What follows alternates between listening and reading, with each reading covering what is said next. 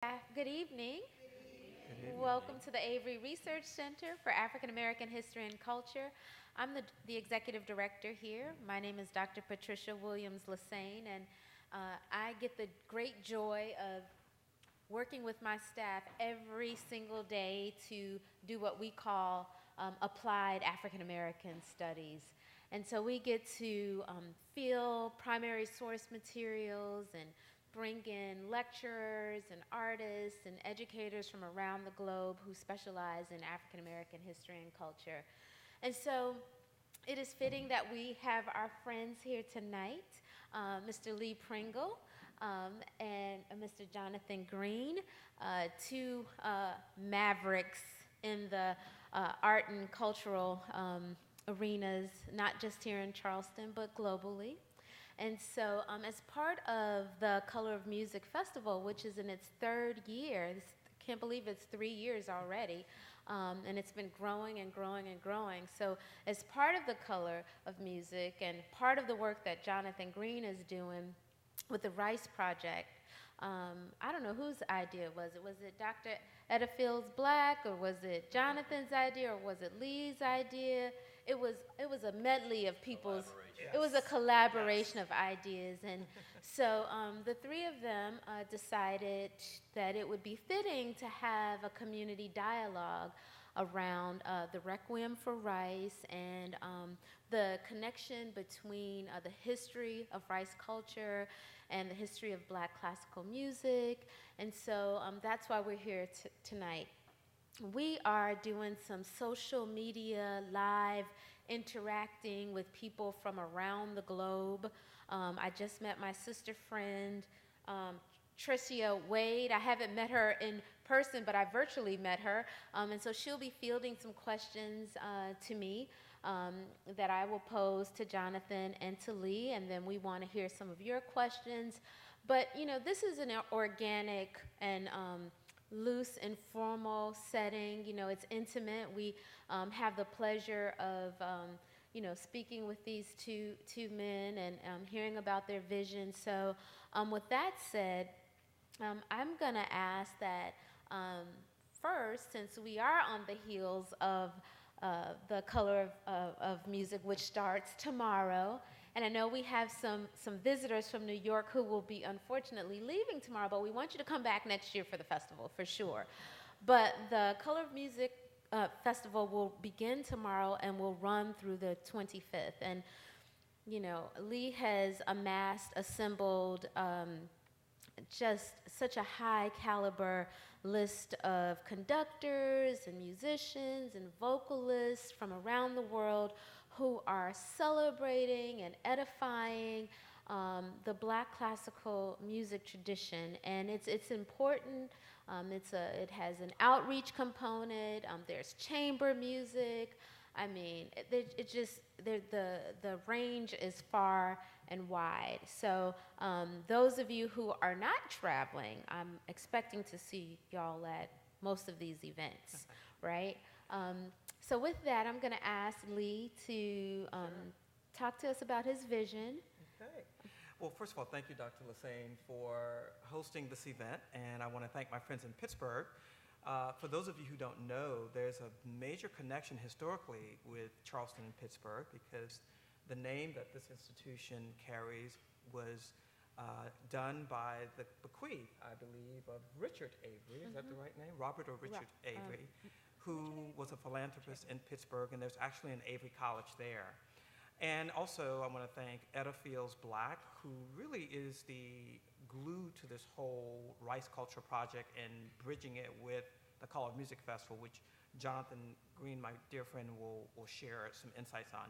So to answer the question that Dr. Lassane posed to me initially, the Color of Music Festival was conceived literally 13 years ago.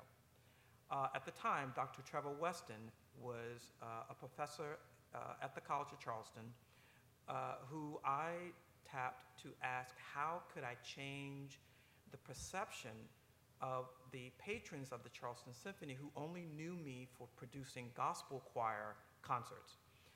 And we had a discussion at my virtual office, Starbucks, about how I could change that. And so Trevor gave me some ideas. At the time, it included jazz, but I subsequently decided not to put the jazz component in it because I have dear friends who are doing an extraordinary job with jazz, and I don't think it needs my help. But that's how the idea came about. So as the Charleston Symphony, over a 12-year period, ebbed and flowed with new leadership and music direction, there came a point where the time was right for me to do what has now become the Colored Music Festival.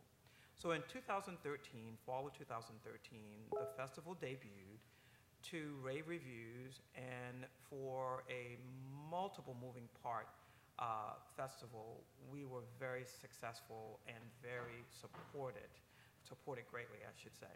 So the scope of the festival is masterworks, which is big orchestra, chamber, which is smaller ensembles, and that can be from vocal, piano, to 3 or 4, up to 20 musicians in a chamber orchestra. It also composes of a vocal chamber series, piano, and organ. And we've added a literary component this year, which we will be expanding, particularly as it relates to things that supports this whole, I guess you can say, multidiscipline festival. So this year, the literary component was my friend Nichelle Gaynor, who wrote a book called Vintage Black Glamour. And the way that we bridged that literary offering of hers was the fact that people of African ancestry has always had glamorous evenings. They were just not chronicled by the paparazzi and other media forces.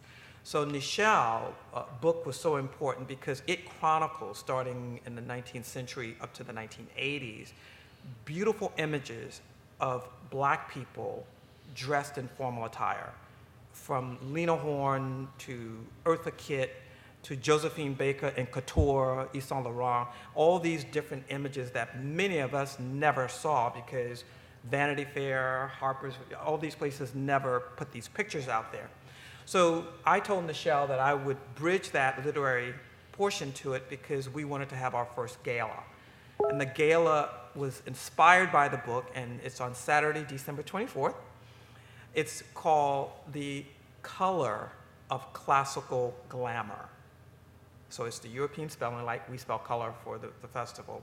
So those are the components of the festival, and at a high level, that's where we are. That's what we're embarking upon tomorrow morning, starting at 10, at the Gilliard Center Salon 1, where Dr. Karen Chandler, who's a very good friend of the Avery, she used to be the executive director here, and the day will go on as outlined on the website, and for those who have a program and the audience will be able to see. So how does it connect my friend Jonathan Green? At the end of last year's festival, we were having a conversation over a cocktail, and Jonathan, always the mind that's thinking about ways to just leverage just good art, said there should be a Requiem for Rice, because we had just finished Giuseppe Verdi's Requiem in honor of all those souls who were lost during the Middle Passage and those who never made it through quarantine before they got on the boat. So the Requiem, the Verdi Requiem was the piece that we had just completed, and that's when Jonathan came up with the idea, and the rest is history because that's how our friend in Pittsburgh, Etta Fields Black, Professor Black, collaborated with Jonathan. And so Jonathan, I'm gonna segue to you and let you share how the Low Country Rice Project and Etta all connects with the festival. Well, thank you all for coming here, and wow, what a pleasure to see you twice in a day. That's most unusual. And thank you for that wonderful, warm greeting that you bestowed on me when I entered the bus, and I just felt it was very special, and that's why I wanted to greet all of you personally. The Low Country Rice Project was started about 5 or 6 years ago, actually, and it was out of a series of questions I started to ask myself, and also trying to explain to people where I'm from, who I am, as I lived in Naples, Florida for 25 years, and even going to the Art Institute of Chicago. Few people seem to know about South Carolina and its richness, its unbelievable history and resources. So I got together with my friends, and everyone who's involved with anything that I do are friends, period. I mean, that's just how we work. So with us, we have Jane Aldridge, who is our executive director of the Low Country Rice Project. Brilliant, brilliant, brilliant woman. She knows everything about everything. And then we had Mr. Tom Tisdale, who is here in Charleston. Adam Parker, who is with the Post and Courier, was very supportive and instrumental in helping us to get things going, along with Richard Wheatman, my studio manager. And the question was, okay, unfortunately, there is so little known about African American history and culture from this area. And as this area is the place where about 70% of enslaved people came through the ports of Sullivan's Island into Charleston here, which serviced a host of plantations. The plantations covered the state of South Carolina practically. Today we have some 502 historical plantation sites, which means they get some federal subsidies.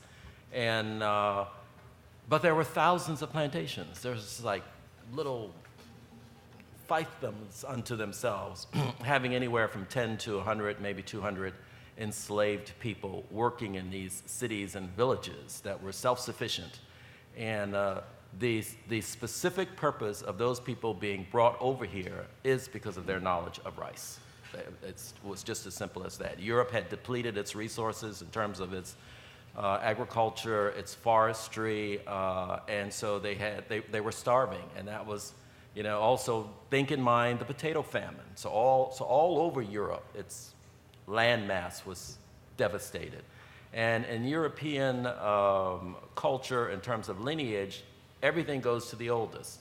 So there are a succession of children below the oldest, and they needed to come up with some way of living or wanting to seek their own fortune. And so there was this devious plan between Europe, Africa, and the New Wealth here in America to allow the involuntary immigrant trade for over 250 years. And that meant that most of the trade were children. They would be middle school to high school years of age. They were kidnapped in the middle of the night, early in the morning when they went to fetch water for their villages, and then subsequently brought over here, of course, in the most horrendous of situations.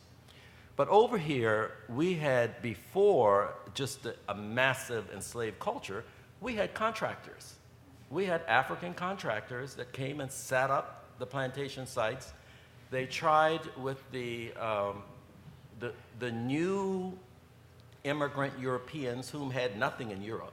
So they all kind of got on this boat, you know, and there's lots of speculation how it was paid for or what they had to do in return. Well, they were really slaves. They were called, of course, the difference between wanting to separate African and European, they were called indentured servants, but they were slaves, and most of them had some of the similar conditions. And then what happened is that the Europeans just could not do rice. They could not be out in the fields, swamp infested with mosquitoes, alligators, malaria, you name it, any kind of historic problems imaginable. And also they were just not physically fit to do the work. First was removed were the gigantic cypress trees, which in diameter, they're anywhere from 20 to 30 feet in diameter, removed with primitive tools to clear the fields and build the dikes. The dikes were some 10 feet by 6 feet wide. I think I'm close to it, Jane. Jane will correct me because she has all the numbers. I'm a little dyslexic, so I'm not a number person, but I can tell a story. And then the other major problem was that the life expectancy for the African was 7 to 10 years. So every 7 to 10 years, they had to bring a whole new crop of people onto those plantations. The migration pattern of the shark from Africa across the Atlantic Ocean here to America is still there.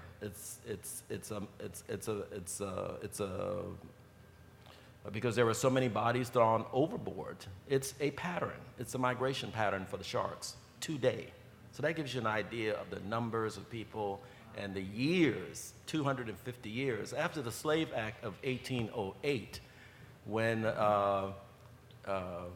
pretty much England decided that, all these other countries were, building faster ships, and they were taking advantage of being able to getting more enslaved children over here than anyone else. So then they created the Slave Act of 1808, which meant that you could no longer bring slaves from Africa over to America. So guess what happened? They started slave breeding plantations, and many of them were in the states of North Carolina, Maryland, and Virginia.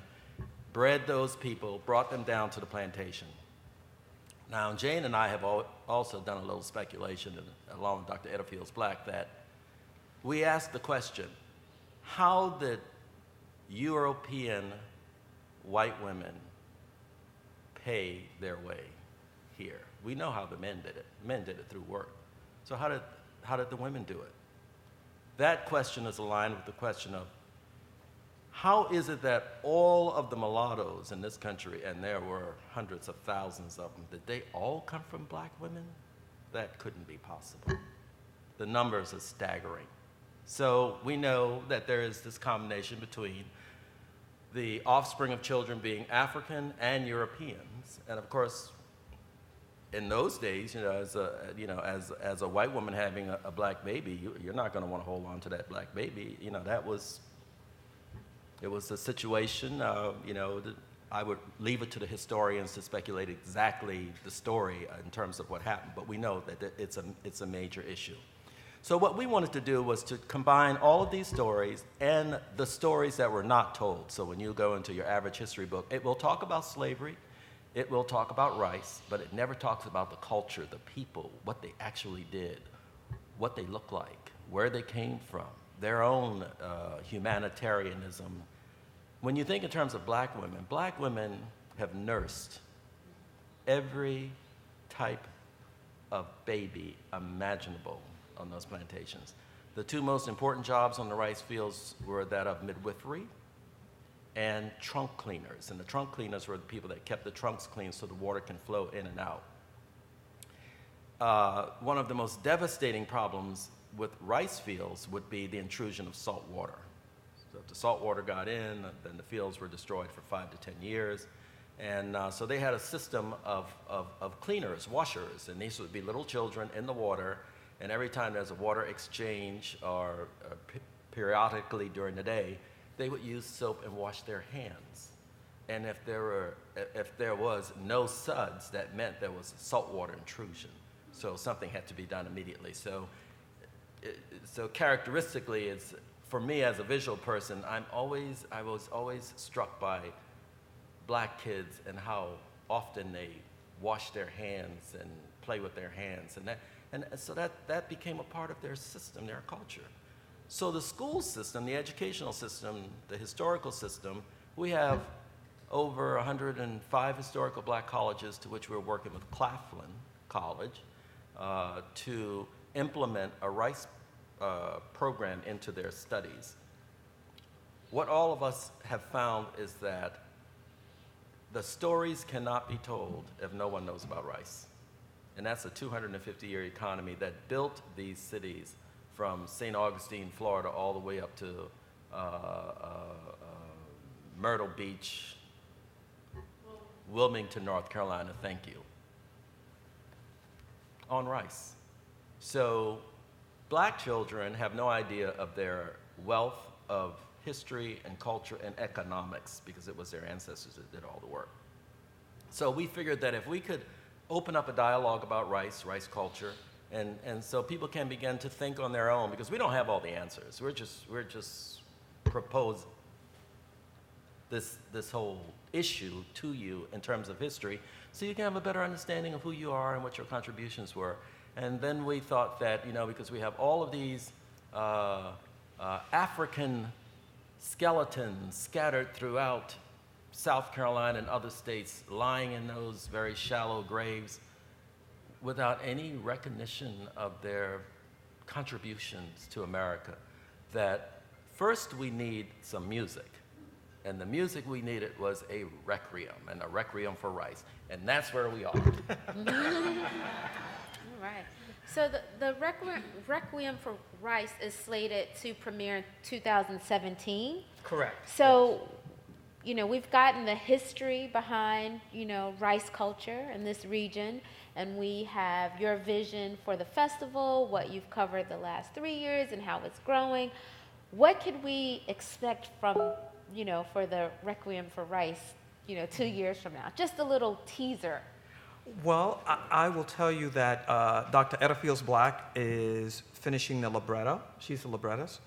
And Dr. Trevor Weston will be the composer who will score the Requiem for Rice, which is a orchestral piece for chorus and soloist. I'm not sure if he's going to have a quartet or if it'll be a duet. But for those of you who know the term requiem, you know it's connected to the Catholic Church, and it's a mass. So it will be an ode or a nod to all those souls that I mentioned in my opening comments, to acknowledge, reflect, and in variations that will come off of the score of what Dr. Weston will compose, I'm sure will be an ebb and flow of emotions that will probably crescendo to a very high point and perhaps decrescendo to be mournful. So I'm not a composer.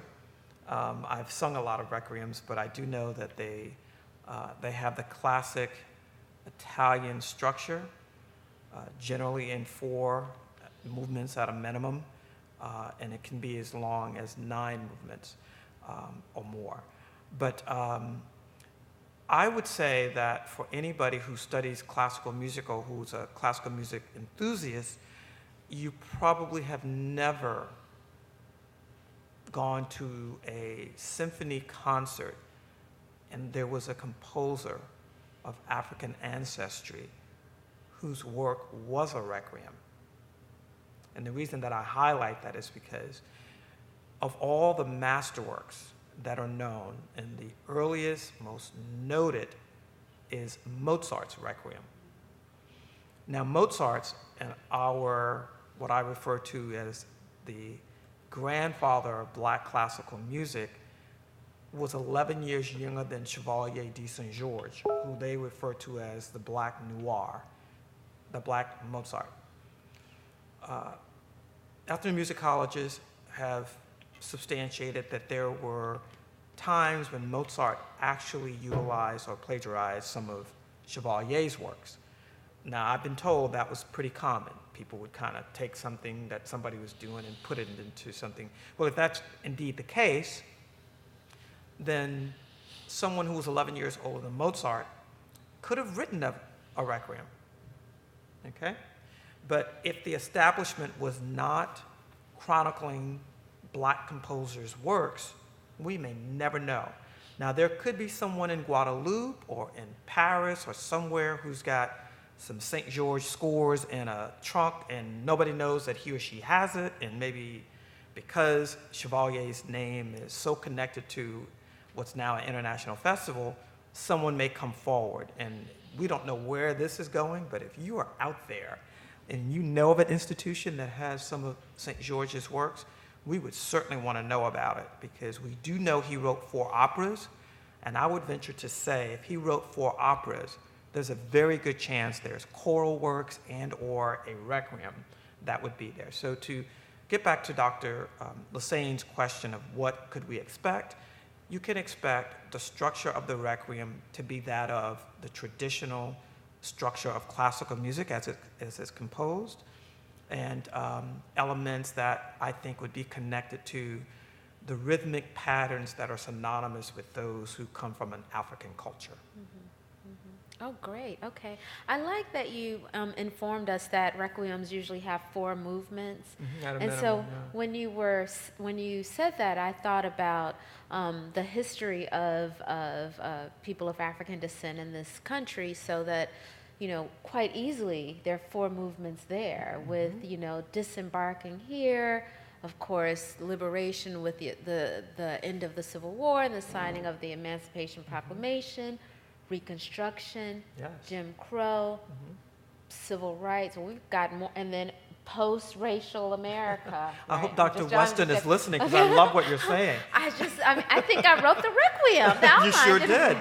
Maybe you're going to inspire someone else to do a Requiem for Rice. Right, There'll be multiple Requiems for Rice moving forward. Yes. Well, keeping along those lines, I mean, you gave us the history of your desire to do this, beginning with a conversation with Trevor and your work here before the festival. But why classical music? I mean, when we think about, the Black musical experience, what do we typically think of? Jazz, blues, gospel, the spirituals even, right? Yeah. And so, but I'd like you to speak to that, and I'm sure it is akin to what Jonathan, elucidated in terms of us needing to know more about our contributions, not just to American culture, but to, global culture. So could you Exactly. speak to that? Well, let me just say, in addition to African American people and Black people in other countries, the white community has also had a very big interest in Black contributions to classical music. There are many historians who just wasn't getting the attention, who've also been forwarding and pushing to get that information out. The connection and why classical music, I've been very lucky in that I was raised by a traditional AME church experience. However, my small rural church did not have what we would consider today a music department. There was someone who would do a washboard, a bass drum. I think by the time I became a teenager, there was a snare drum. But the thing we did have was the internal cadence, mainly of the Black women tapping the heels of their shoes. So the things that connected me to classical music started there. And then I had a very incredible teacher who's deceased now by the name of Mildred Gilmore Brevard. She was a noted songstress here in Charleston, but she was a music educator, went into administration for years in Berkeley County. But she introduced my small rural area high school to all kinds of music, starting in elementary band. So by the time I got out of high school, I had an experience of doing what was synonymous at the time and popularized, because that was in the 70s, gospel, spiritual, and sacred music. By the time I became an adult and learned about the significance of the African American spiritual, that's when I realized, as someone who, by happenstance, got into producing concerts, I learned that the spiritual significance was equal to that of the 1607 or 1609 time frame of when the Italians did create what we consider to be classical music. So I think when I was at the Frick Center in Pittsburgh, I asked the question, if there was someone of African ancestry recording their contributions to music, perhaps classical music would have African notations. They wouldn't be Italian, okay? Because now if you pick up any composition, it's all Italian notations. So classical music is our first music, because the spiritual wasn't born until 1871 by Dr. Lassane's alma mater, Fisk University. Thomas White was the person, while taking this group of singers who weren't called the Fisk Jubilee Singers at that time, I don't think. I think they took the name later, but that is classical music as far as I'm concerned, because that is a form of music that only materialized on the continent of North America. No other colonized area with Africans created the spiritual.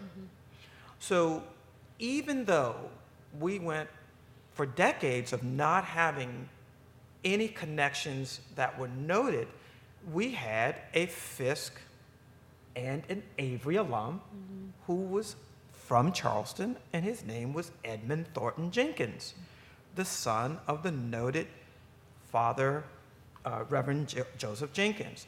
Now, Edmund, who studied here in this building, went on to Morehouse College. He became the first accompanist for the Morehouse Glee Club. And he wrote beautiful compositions, many that are lost. And I think there's a place in your hometown of Chicago, there's an institute that has Center for Black Music Research. Yeah, the Center for Black Music Research. They have some of the other compositions that we don't have access to. But he has a piece, if you go to YouTube, it's called Charlestonia. It's about 14 minutes. And it's a folk rhapsody that predates Gershwin's Rhapsody in Blue. So I share all this with you to say, I chose classical music. I've produced gospel concerts with orchestra and spiritual concerts with choirs for over 20 years. But I chose to do a festival on classical music because I have a clear understanding of the evolution of Black people's contribution to music. And for that reason, I felt that I had a duty to utilize those skills. We should thank the Charleston Symphony Orchestra because they gave me the ability to cut my teeth for 15 years to do that. And so by collaborating with my friend Jonathan and with Etta, who's in Pittsburgh, who's writing a libretto, I think, Dr. Lassane, it's just an example of how all of this has come full circle. And for those who are watching this or listening to it on their computers, they can get an understanding of why would you do a 30-plus performance schedule in 7 days? How can you come up with that much material? Because guess what? We have it. So that's it. Okay. We have two more questions from our peers out there in cyberspace. One is, I think, a valid question and a question for the young people who may be listening, who are interested in careers in music. What are Blacks doing in classical music today? Like, can you, we have this beautiful program guide, but can you tell us, like, the roles that Black folks are playing in terms of, you know, are they conducting? Do we see them more as, you know, musicians of one particular instrument, or are they more inclined to be vocalists? Are you seeing Black folks in artistic directorships around the world? What are we doing? Well, let me just go back and again, I just want to give a historical context on this. Most of us know that Marian Anderson was probably the first person who was accepted by the establishment as a true classically trained vocalist. After her, Leontine Price took the reign, and who's in her 80s now, can still get a good tune. Kathleen Battle.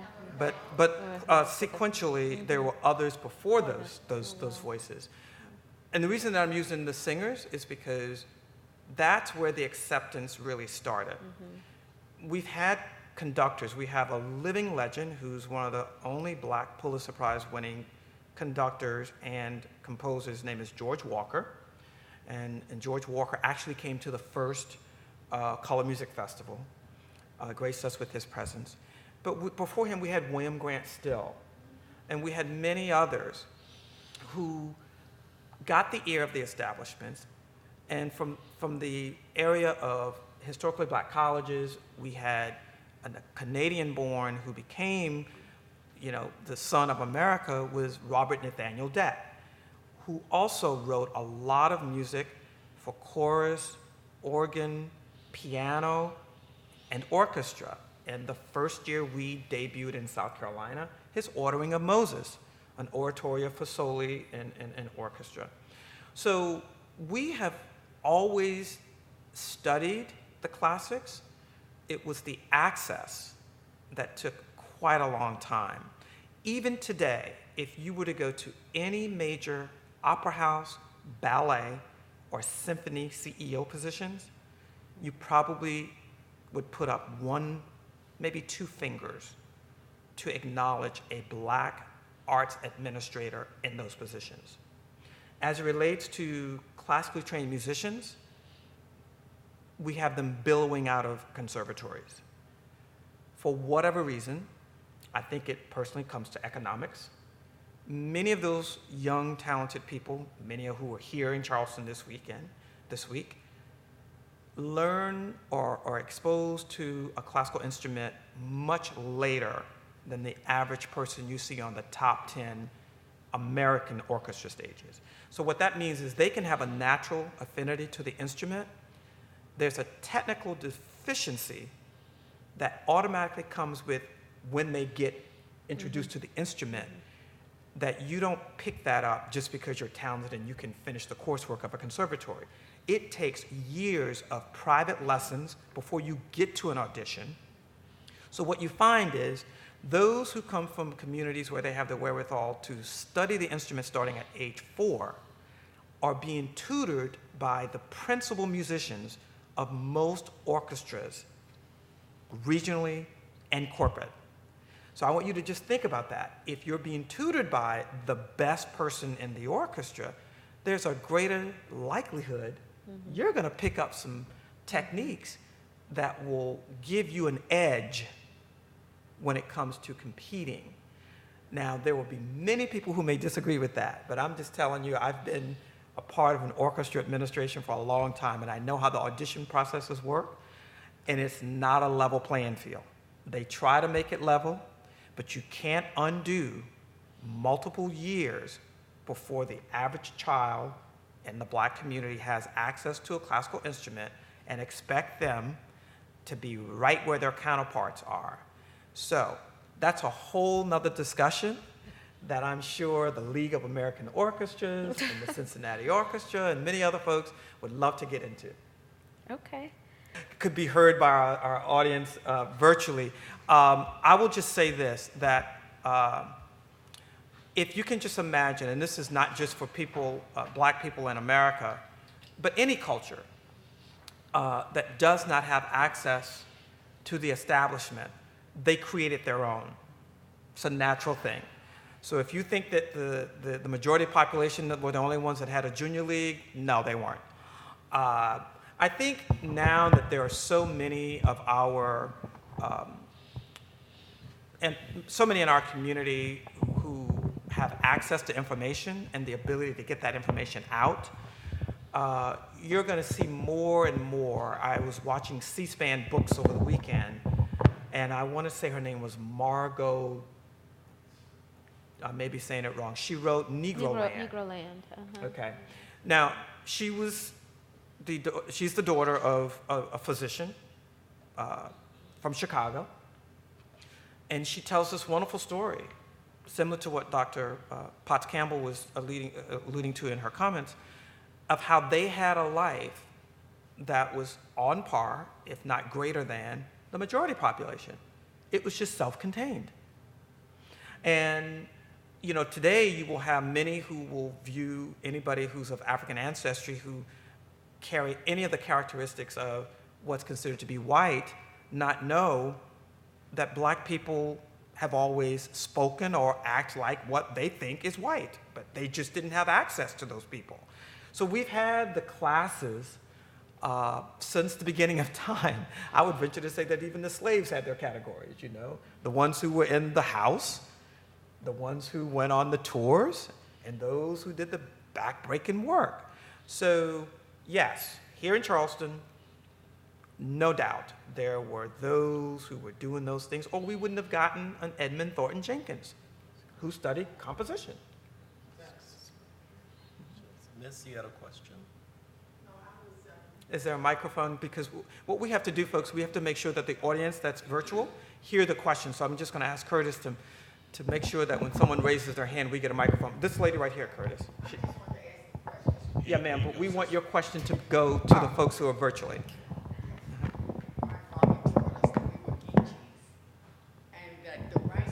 Don't shake your mic, ma'am. They call the rice swamp seeds. Why? Well, swamp seeds because of where the rice grew. I mean, it grew in the swamp. That's how you plant and cultivate, harvest rice. It's in the marsh area. Then it later moved inland. But early on, most of the rice were planted in very low-lying areas.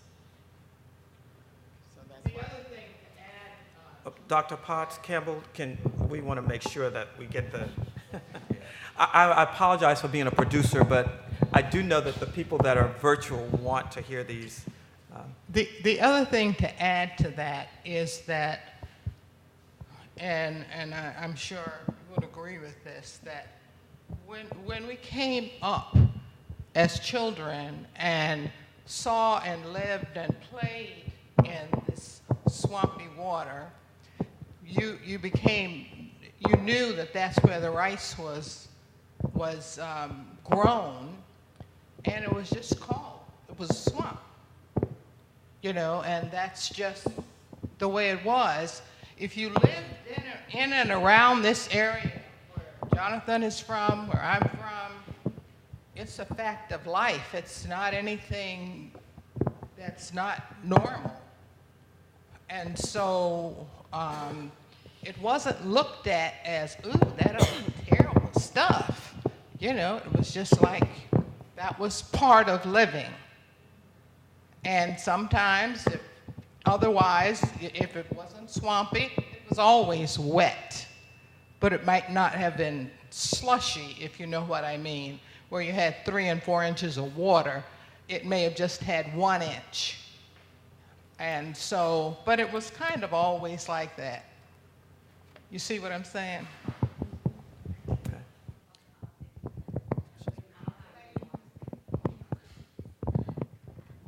I have a question for Jonathan and for Lee. So we have the Rice Project, and we have the Color of Music. Who is the audience for both of these very unique programs? Because on the one hand, the Rice Project brings together scholars and preservationists and public historians and folks who are lay historians. So it can be a little perceived as highbrow. And then we have classical music also, which when we look at classical music across the globe, the typical patron for classical music is someone who is highly educated, upwardly mobile. So I'd like you to speak to who the audience is for these two programs, because I think we'll be fascinated and excited about what we're going to hear. Well, for me, the importance of the Low Country Rice Project is to give historians, academics, college students, novice historians, an opportunity to add to Low Country rice culture the people. So everyone writes about rice, they talk about the history, they write about the plantations and the buildings, but they seldom ever talk about people.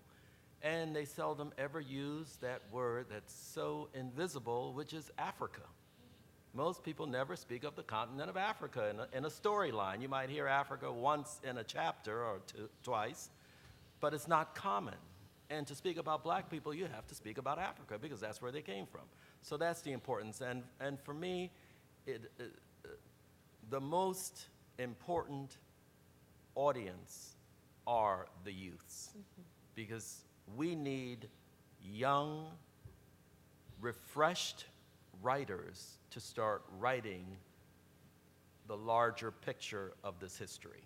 I think the people that have done most of the writing thus far have done a great job. I'm sure they're a little exhausted, but they have not included Africa very often in their bodies of work. So, and we feel that a younger audience, 5-10 years from now, after hearing about Low Country Rice Culture Project, hearing about the Color of Music and the things that we're doing, a lot of money and a lot of hard work. I mean, both Lee and I have sacrificed our own financial resources to make sure these projects exist. And we have been out asking for monies, but you just can't wait on the money to come in. You just have to do it, because this information is far too valuable and far too important. And if we're going to see any change in terms of the context of our youths today, African American youths, Euro-American youths, they need to be told some history. And they need to be told history that is as accurate as it can be with the level of researchers we have today. And for the researchers tomorrow, they will be able to add more accurateness to this new development and ever-growing story.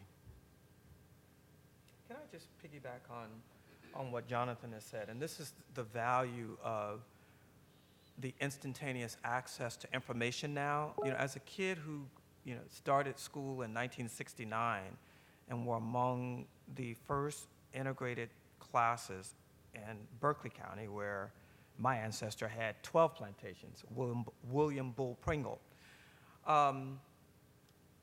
My access to information was the World Book Encyclopedia.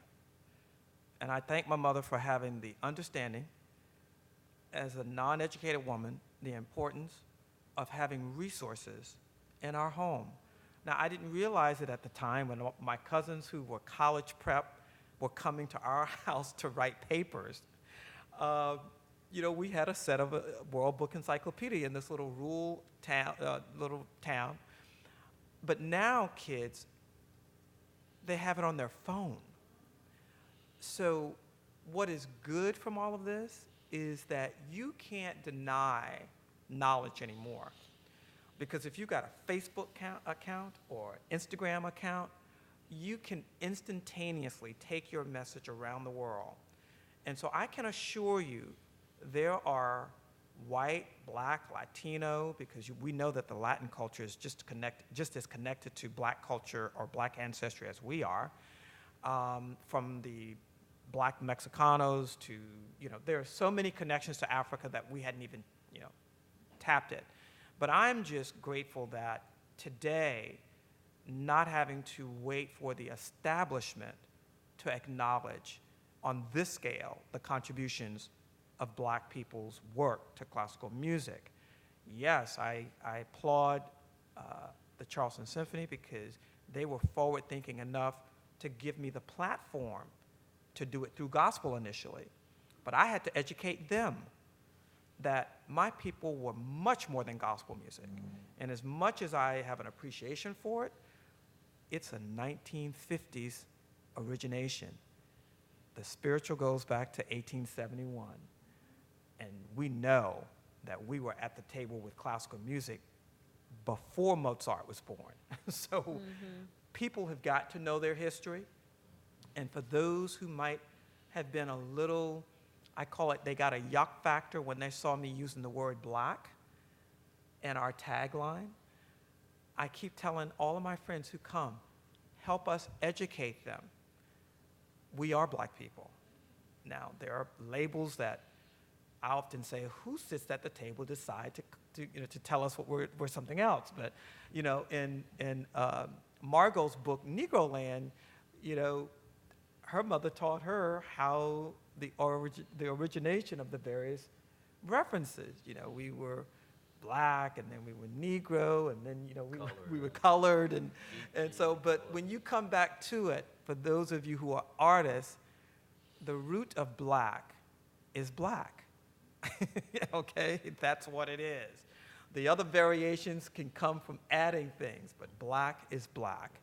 And I think we should all be proud of the fact that we can use black with classical music, because from the beginning of its origins, we were not noted. It was mulatto. It was, you know, all these other things. So anyway, I wanted to just share that, piggyback. That's great. And also to add to that, piggybacking again. Two Leos, by the way. These are Leos. two Leo brothers. We figured that out why we're so passionate about things. Yeah. When you think in terms of classical culture also, what is more classical than Africa? And that was the music, the storyline that was brought here. So when we think in terms of those hundreds of thousands of people working in those rice fields, in unison, they would sing, they would call out. That's where call and response music comes from. That's from call and response music came jazz, or blues, I should say, and then from blues came gospel and then jazz.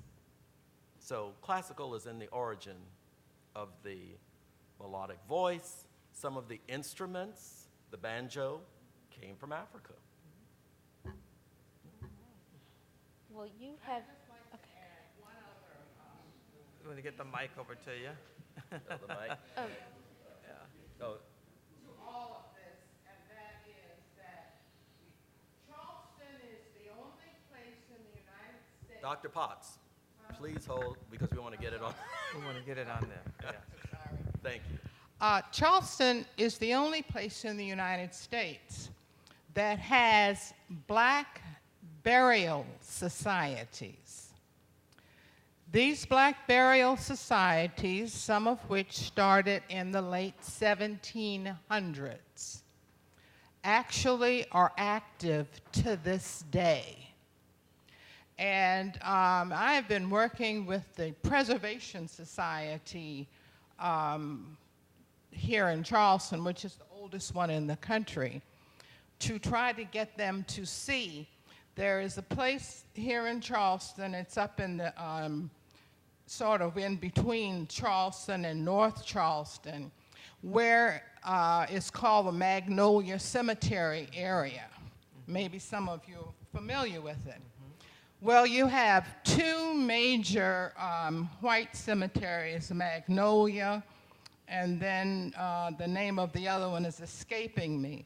But across, and those were founded somewhere around 1840s, 1850s. But if you look at the cemeteries across the street from them that are not quite as ornately appointed, you will see names, their names, and you will see dates like 1826, 1832, 20 years before the white cemeteries were there. And those are where they were moved to, because originally, when Charleston was its so-called big city, early big city, Calhoun Street was called Boundary Street. And right there at the College of Charleston, where the library is, the new library building, was where there were about 5 different black burial societies. There was even a cemetery there from Circular Congregational Church, because at that time, that church was the only white church that buried its own black parishioners. Of course, it couldn't be buried with white people, but they had a separate burial place for those blacks that went to that church. So that there is quite, and of course, as the gentlemen have spoke, and all of us know, there's always a lot of music around burying people, right? And all of that. And so all of that connects together. And fortunately, just to give a little bit more information, up in this area of Charleston that I'm talking about, where the black burial societies are also burial plots, I guess you would call it, for the Jewish people, for people of German extract that came here early. The Germans were an early settlers to Charleston, and they're buried there as well. And many of those cemeteries are before where the white cemeteries were. So if you ever have a chance to go and look, it's just north of where the oh, what is that building where we have a lot of meetings? The Longshoreman Building. Are you familiar with where the Longshoreman Building is? Well, if you just take and go around that corner, at the very next street is where you will turn in. There's not a lot of fanfare. And one of the things that we're working on today is that because of when those burial societies started, most of them now are in a situation where in the next 10 or 20 years, there will be nobody else buried there. And so I've taken that to the the Preservation Society, and it's now going to be put in with all of the other cemeteries for historic preservation. So that way it will be, they will get taken care of. Right. But right now, all of those cemeteries are being taken care of by one black man. Wow. Wow. And they're all in their 80s. Wow. One for each one. Wow. But they're in their 80s, and we're not sure what is going to happen at their death because there are not very many people being buried there anymore. Because these were families, and you know, these men met every month. Avery has the minutes of most of those meetings. And so you can see just exactly what went on, what the dues was, what the responsibility was. And interestingly enough, all of them have the rules and regulations. That wasn't the name of it. Do you remember what's the name of some of those little pamphlets, Deborah? From the burial societies? Did you really see any of them? So You can't think of the name of them, but I mention it only because every booklet is different. Yes. And I They think were not mimicked from one to the other. Right, right. I think Lee, you and Leela should have follow up with this, and this might be great material for Trevor as well. Yes, yes. Because to tie in what Leela was just saying to the Low Country in terms of our understanding of Gullah culture as well, we know that the emphasis and focus on maintaining the burial sites of one's ancestors was made. Was brought to the big screen with Julie Dash's Daughters of the Dust, and so there, you know, just to bring it on back, and which of course is all about rice and indigo and the culture of this area. So with that, because we only have about, I think, 5 or 6 more minutes, I know Jane has a question. I'm sorry, ma'am. There's a question up here first, and then Jane. Jane, can we let her go first? Since you're family, we're gonna take this question up front. Good evening. I just want to say that as we move forward with all of this fantastic knowledge and research, I want us to really focus on the fact that we are dealing with phenomenal artists. And so often today, and I am in the world of academia, and how I have to fight for recognition of the arts and the humanities as STEM keeps growing with more and more money to bring in STEAM, that if there are any young artists, budding artists, emerging artists that are out there, take hold of the power that you have, because everything that we're hearing this evening has come from artists. That's right. And that is the most phenomenal way to cross boundaries and to bring information. And we run the risk if we keep it in the walls of academia. Thank you. Yes. I'll introduce myself.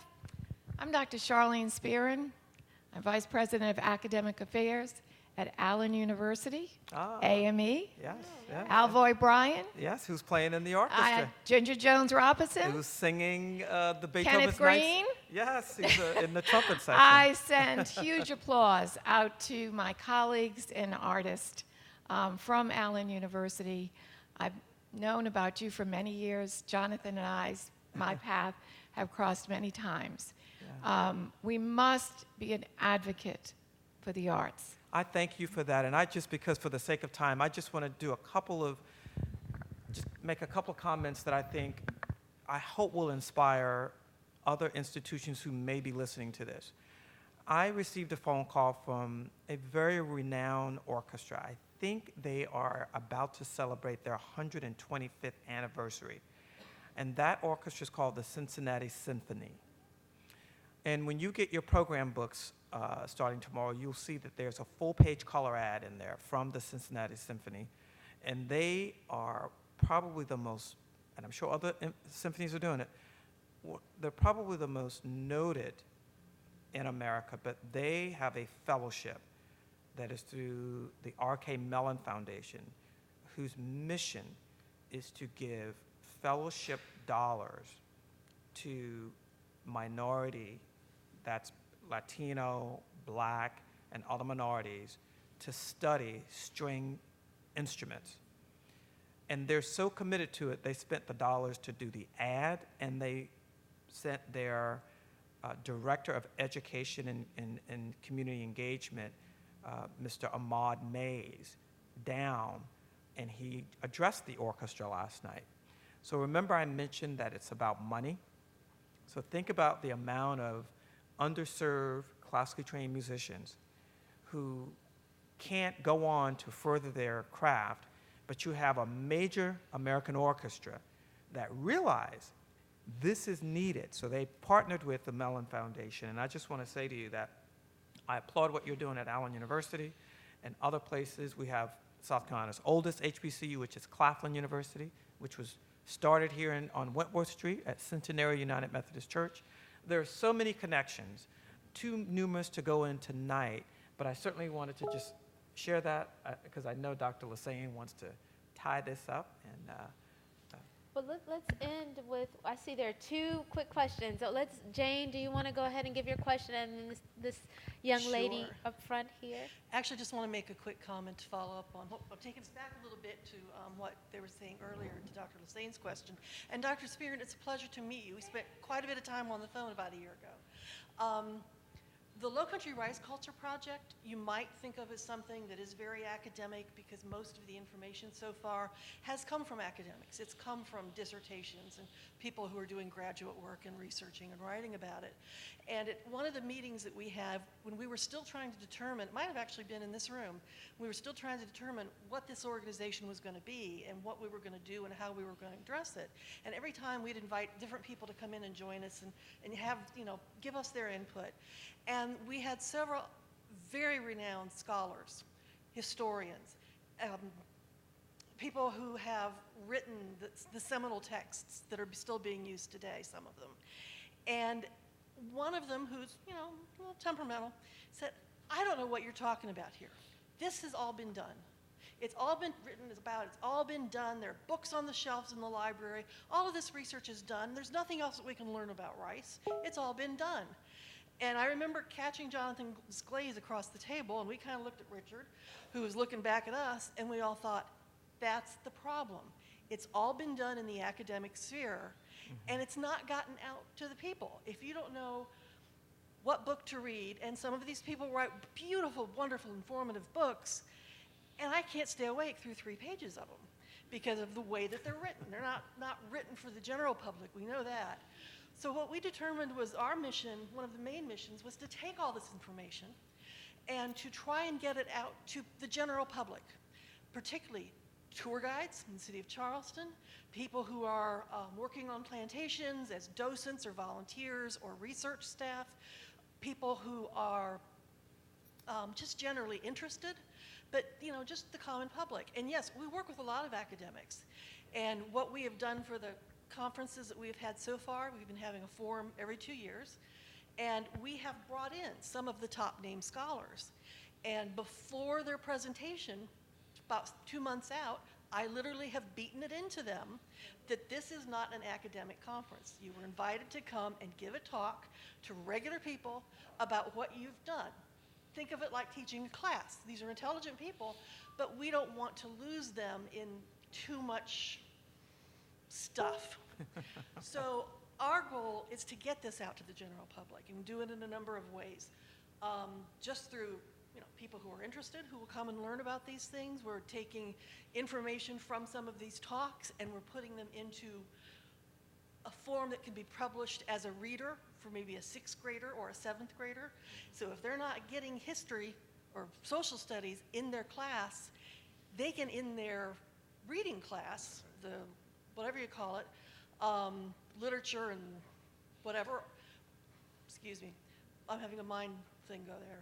But they can read about this and get the history content while working on the other class content for literature, which is a little more prized reading levels than history. And also, Jane, would you please speak on our inclusion into the International African American Museum and Charleston World UNESCO Heritage? Absolutely.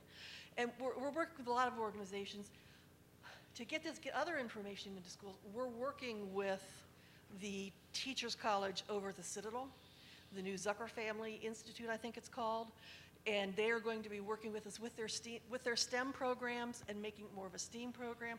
When you get into the construction of rice fields and the dike system and how the water has to flow, this is no easy task.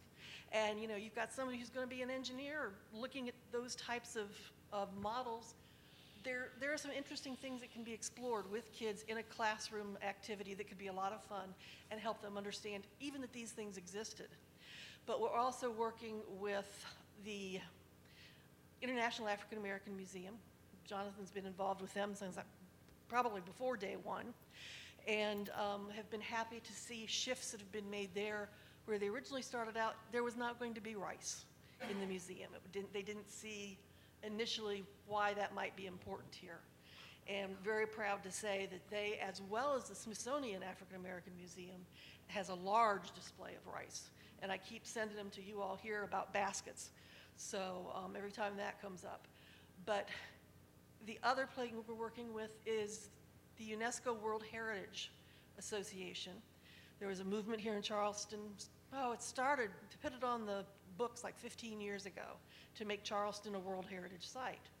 And it got picked up about 5 years ago where a group of interested people began to look at that and study it, and they put together a committee and started making notations on things. And Karen Chandler is on the board, and she went to her first meeting and said, Jonathan, I need you to come to this board meeting with me when they had the next meeting, because everything they were looking at was the buildings downtown that were built for elite white men in the English style, that was paid for by the work of the Africans who were brought here, that were constructed and cared for by the Africans who were enslaved by them.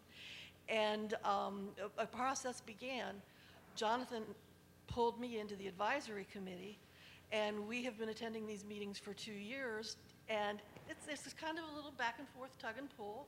But we're really, really pleased because they had a symposium in Charleston about a month or so ago, and they brought in a group from the international board of the UNESCO World Heritage situation to hear what we had to say, to hear what we've come up with, and try to help us craft a story if they thought there was one here.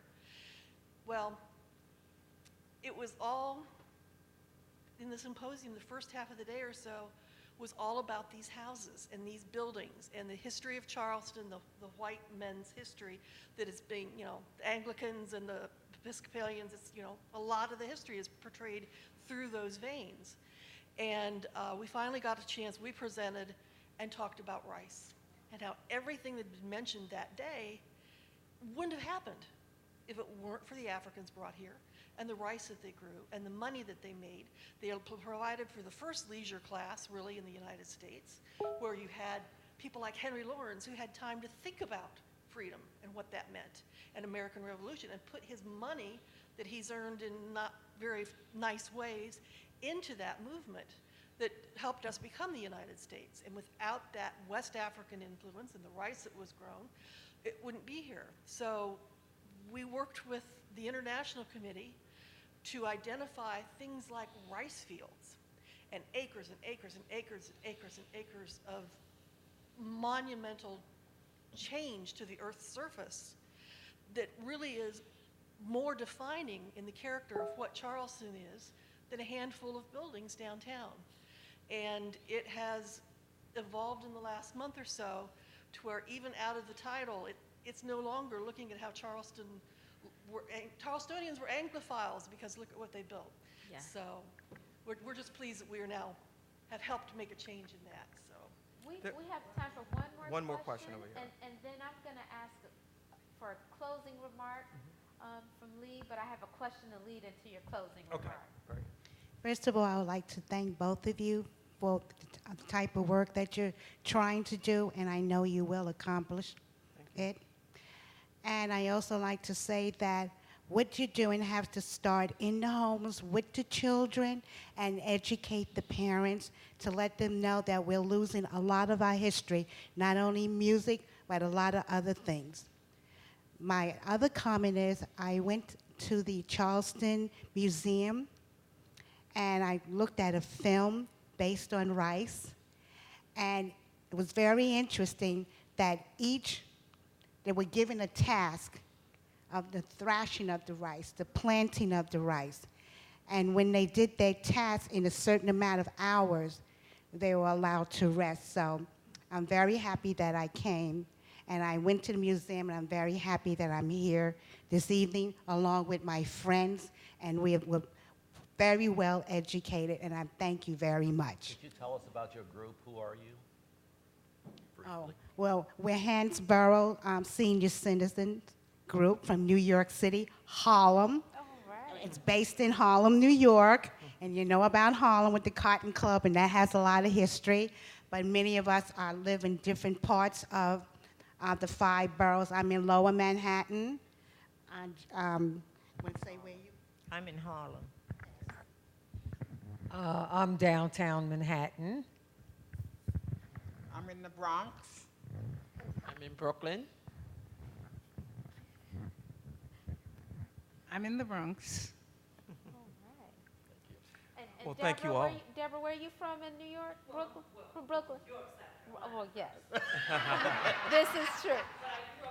You grew up in Brooklyn. Yeah, I think I'm the only person that calls the Dr. Lassane staff and refers to Deborah as Deborah Ann. And she goes, this must be Lee Pringle. Okay, we've had a lively conversation and just gotten some rich information from Lee and from Jonathan and from Dr. Leela Potts-Campbell in the audience and from those who are out there in cyberspace.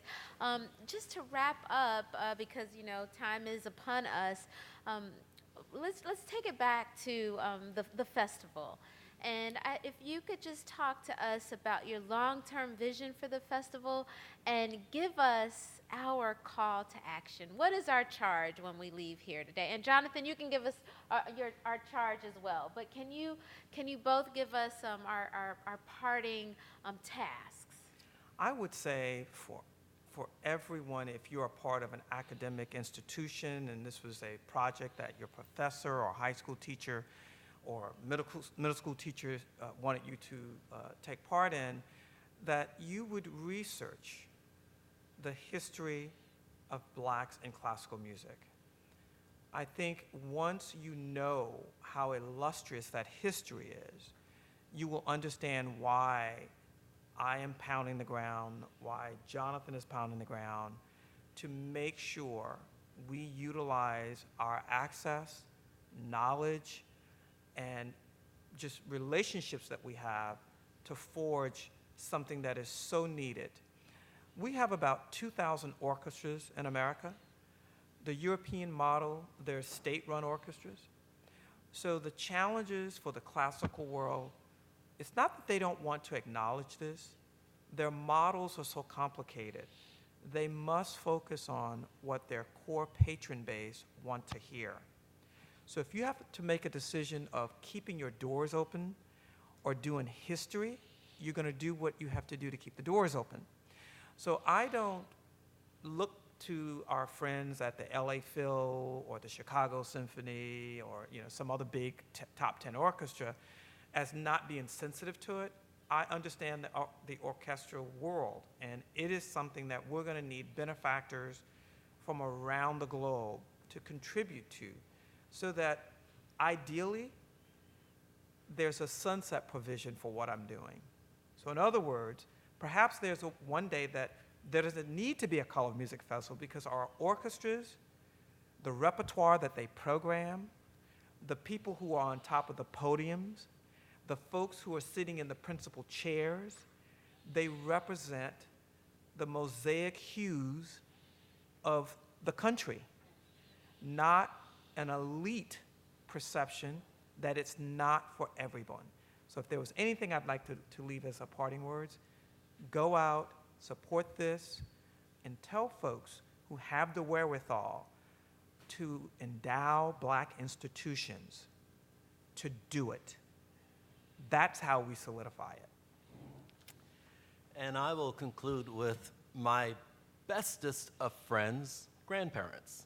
It's extremely important that you become advocates in your communities, become a part of the school system where you are the nurturing end of the children in those schools, ensuring that they begin to understand the importance of probably one of the largest agricultural moving economics even still today, and that's rice. When we think in terms of Africa, South America, Mexico, Asia, America, all of those regions thrive on rice. And the wealth of information and knowledge that you can bestow on your grandchildren and other grandchildren about the history and the culture of rice now that you are a part of our family, to ensure that they have an idea of whom they are and where they came from.